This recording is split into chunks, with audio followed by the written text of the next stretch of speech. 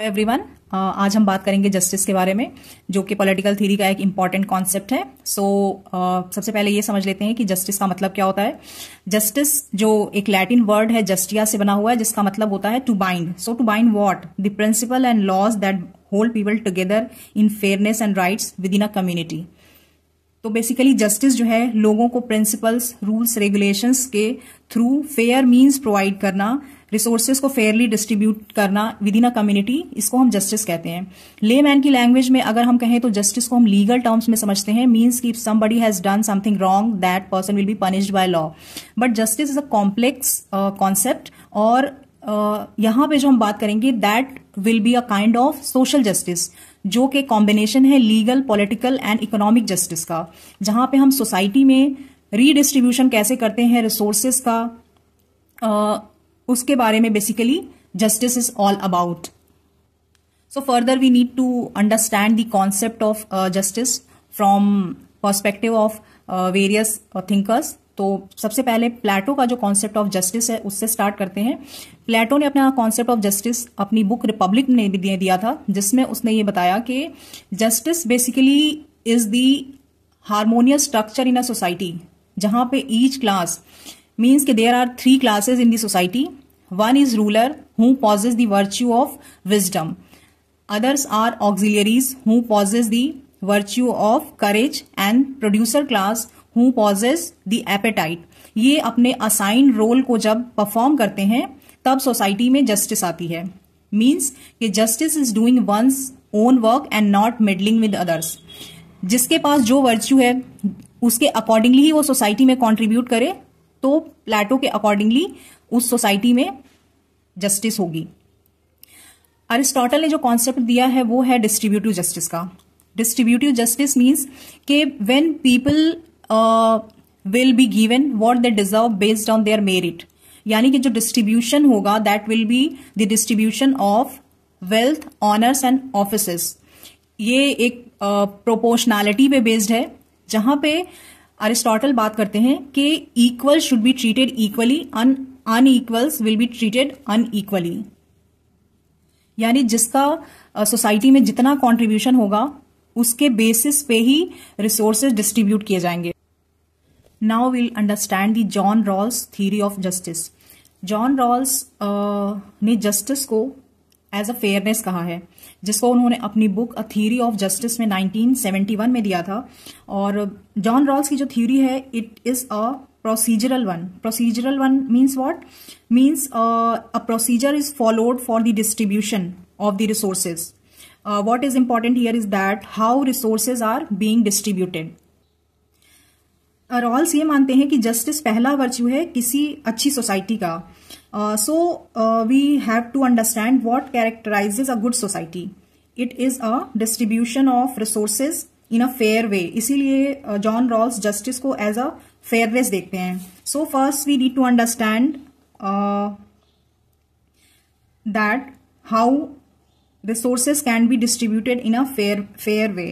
तो रिसोर्सेज को यहाँ पे जो रॉल्स हैं वो प्राइमरी गुड्स की तरह देखते हैं। तो प्राइमरी गुड्स क्या होते हैं? प्राइमरी गुड्स अगर हम एग्जाम्पल के तौर पे देखें तो वो राइट्स हैं और लिबर्टीज हैं जो हम कंसीडर कर सकते हैं, जैसे कि सोसाइटी में वेल्थ है, अपॉर्चुनिटीज है। So Rawls basic concern is to get a procedure for the fair distribution of these primary goods. Society has many kind of people, कुछ यहाँ पे अमीर होंगे, कुछ गरीब होंगे, कुछ लोग मेजॉरिटी कम्युनिटी को बिलोंग कर रहे होंगे, कुछ माइनॉरिटी को बिलोंग कर रहे होंगे।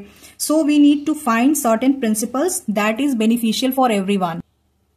रॉल्स फर्दर ये कहते हैं कि जब हम किसी सोसाइटी में रह रहे होते हैं तो हर किसी को अपनी पोजीशन पता होती है।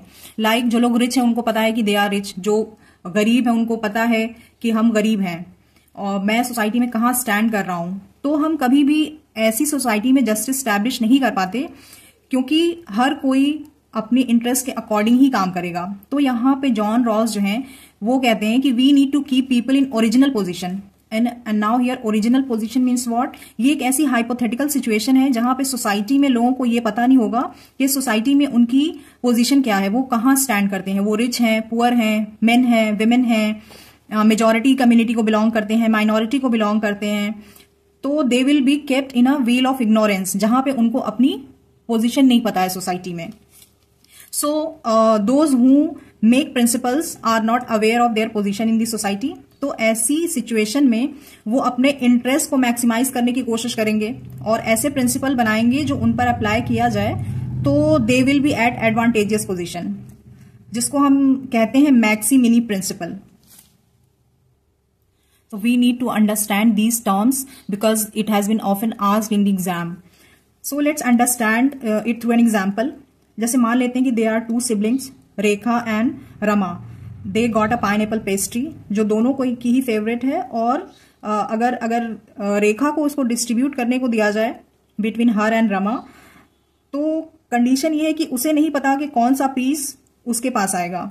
तो वो हमेशा उस पीस को ऐसा डिस्ट्रीब्यूट करेगी कि कोई सा भी पीस दोनों में उसके पास आए वो दोनों बराबर में ही डिस्ट्रीब्यूट हुआ हो.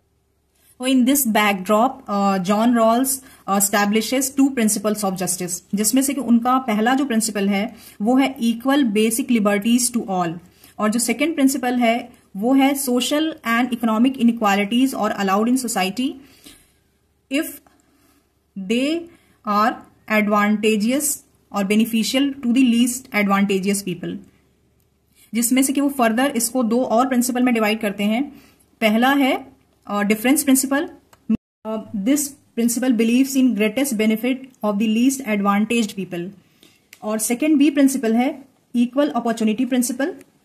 It is basically talking about the position and offices open to all under conditions of fair equality of opportunity. Means के सभी को समान अवसर प्रदान किए जाएं.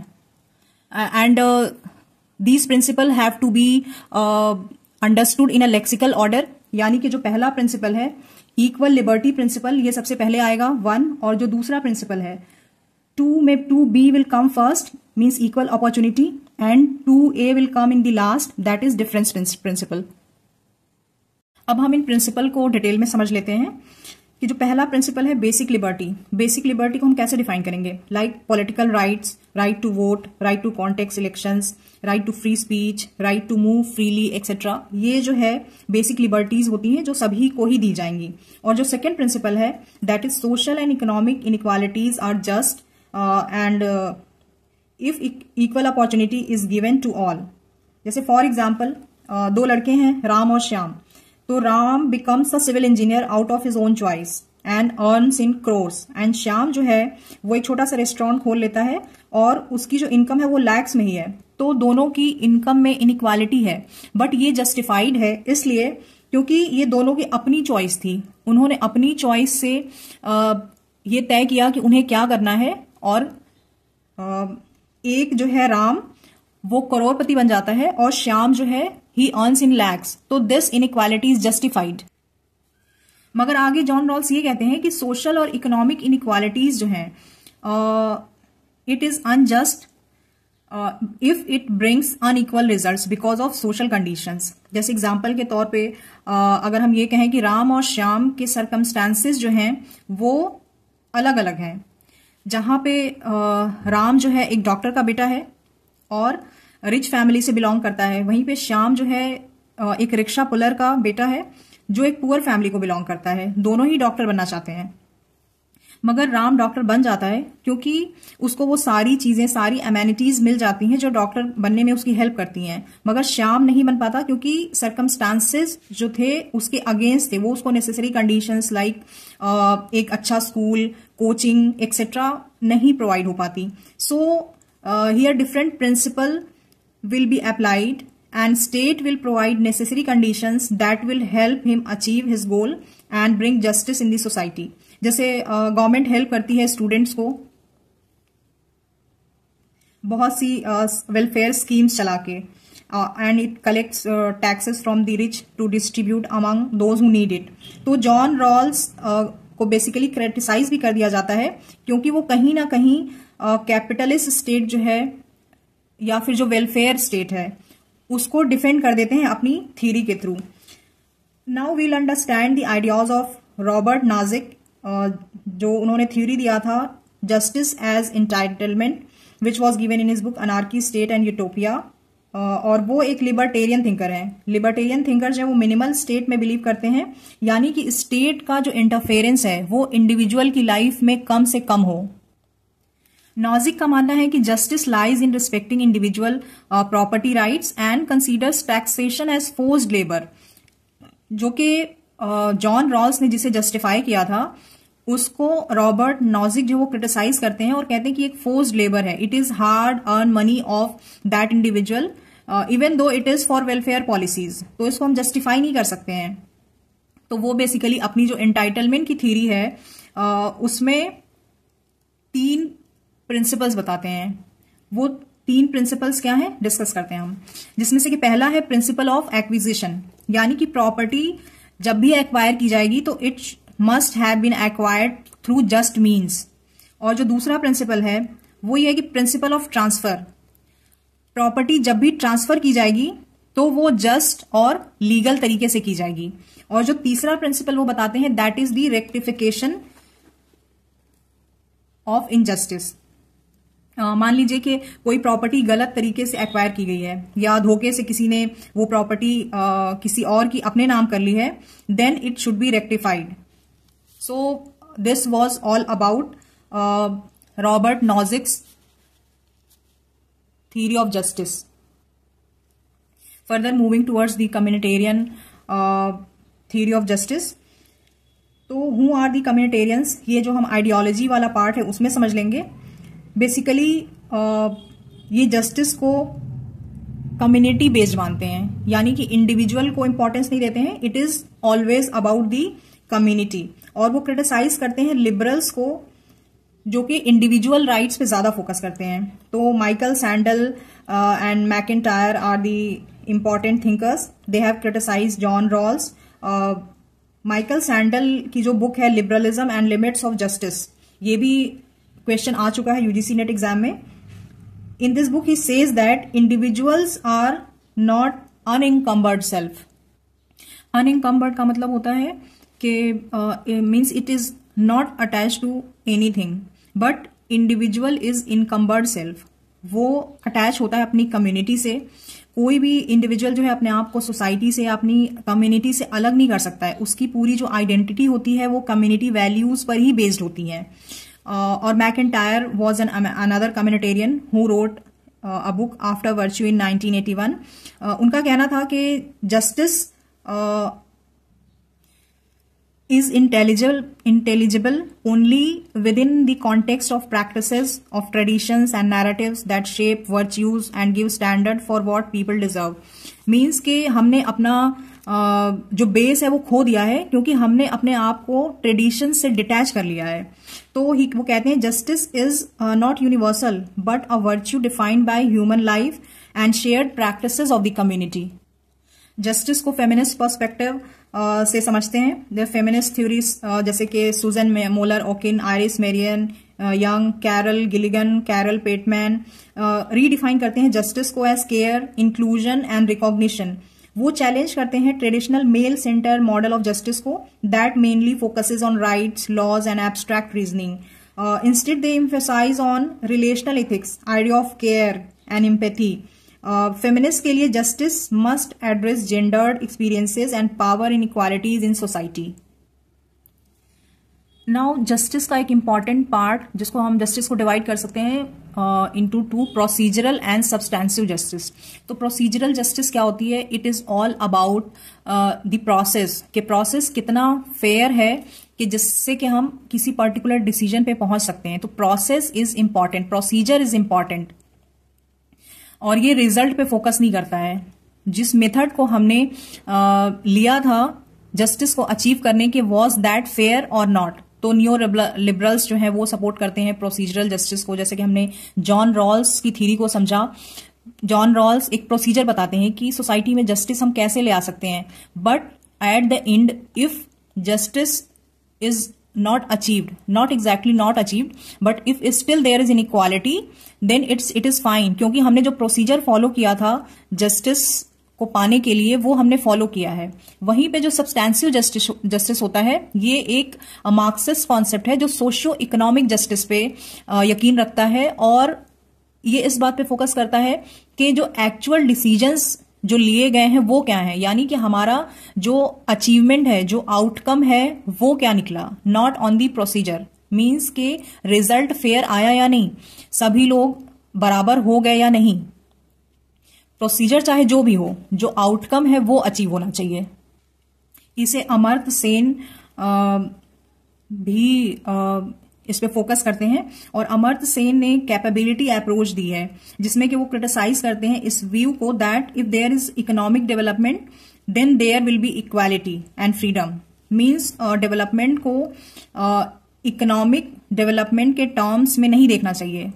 उनका बेसिकली ये जो कहना है कि गरीबी सिर्फ जो है वो लैक ऑफ इनकम नहीं शो करती है, बल्कि deprivation of capability of a person ability show करती है। मीन्स के economic growth is different and economic development is different. Economic growth को हम कैसे देखते हैं, लाइक हमारा जीडीपी कितना है, उससे पता चलता है कि इकोनॉमिक ग्रोथ कितनी हुई। But despite the high GDP हम ये देखते हैं कि देयर आर पुअर्स, तो ये डिफाइन नहीं कर सकता है कि इकोनॉमिक ग्रोथ से ही इकोनॉमिक डेवलपमेंट होता है। हम डेवलपमेंट को इकोनॉमिक कैपेबिलिटीज में हम डिफाइन कर सकते हैं, यानी कि अगर गरीब का भी उत्थान हुआ है, गरीब भी अपना जो स्टेटस है उसको इंक्रीज कर पाया है, then it is fine. Now there are various dimensions of justice, जिसमें से कि मोरल जस्टिस है। Moral justice basically how to fulfil one's duties पे फोकस करता है। Plato is associated with moral justice, Kant को एसोसिएट कर सकते हैं हम। और legal justice means ensuring the rule of law. जितने भी इंडिविजुअल्स हैं सोसाइटी में, they should be considered equal before the law and treated impartially under it. Bentham, Austin, dicey इस व्यू को सब्सक्राइब करते हैं। पॉलिटिकल जस्टिस का मतलब होता है कि सबके पास इक्वल राइट है पार्टिसिपेट करने का पॉलिटिकल प्रोसेस में, राइट टू वोट है, राइट टू कॉन्टेस्ट इलेक्शंस है, और राइट इन गवर्नेंस है। और सोशल जस्टिस मीन्स के डिस्क्रिमिनेशन ना हो जेंडर, कास्ट, रिलीजन, बर्थ और प्लेस के बेसिस पे। और economic dimension of justice means के जो मार्क्सिस्ट और सोशलिस्ट हैं उनके आइडिया के अकॉर्डिंग के इकोनॉमिक जो रिसोर्सेज हैं वो सोसाइटी में सब में इक्वल डिस्ट्रीब्यूट होना चाहिए। That is in the economic dimension of justice. And now concept of global justice was given by Thomas Pogge in his book World Poverty and Human Rights, and Amartya Sen also in his idea of justice. तो जो Thomas पोगे हैं वो अपनी global justice में ये बात करते हैं कि जो भी प्रिंसिपल्स हैं of fairness and rights they are in the national borders. तो उन इश्यूज का क्या जो नेशनल बॉर्डर्स के बाहर हैं, यानी कि इन दी इंटरनेशनल सिनेरियो, जैसे कि पॉवर्टी बढ़ती चली जा रही है, इनइक्वालिटी है, ह्यूमन राइट्स के इश्यूज हैं, क्लाइमेट चेंज का इशू है, गवर्नेंस का इशू है, this should also come into light and it should be addressed well. तो ये जो सारी प्रॉब्लम्स हैं इसको एड्रेस करने में जो इंटरनेशनल इंस्टीट्यूशंस हैं इनका रोल जो है रीडिफाइन होना चाहिए, like how UN should play its role.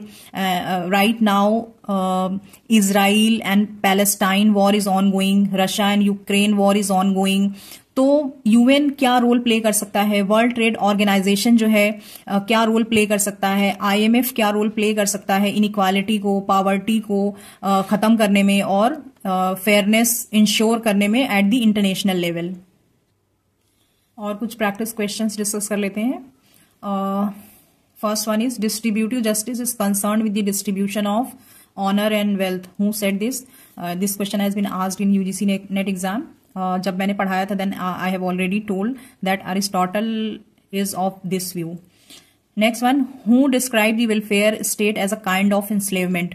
तो नॉजिक ने वेलफेयर स्टेट को इंस्लेवमेंट कहा है क्योंकि वो जो लोगों की हार्ड अर्न मनी होती है उस पर टैक्सेस लगा के उन लोगों का, जो लोग गरीब हैं, उनका वेलफेयर करते हैं। तो ये एक तरह का इंस्लेवमेंट है क्योंकि उन्होंने जो भी कुछ भी अर्न किया था, जो कुछ भी कमाया था, वो अपनी मेहनत से किया था। And next one is after virtues written by whom. तो मैकेंटायर की बुक है ये। Next one, capabilities approach to justice is given by whom. तो मार्था नुसबा मैम एंड अमर्त्य सेन ने कैपेबिलिटी अप्रोच दिया है. So thank you so much. I hope I made the topic clear.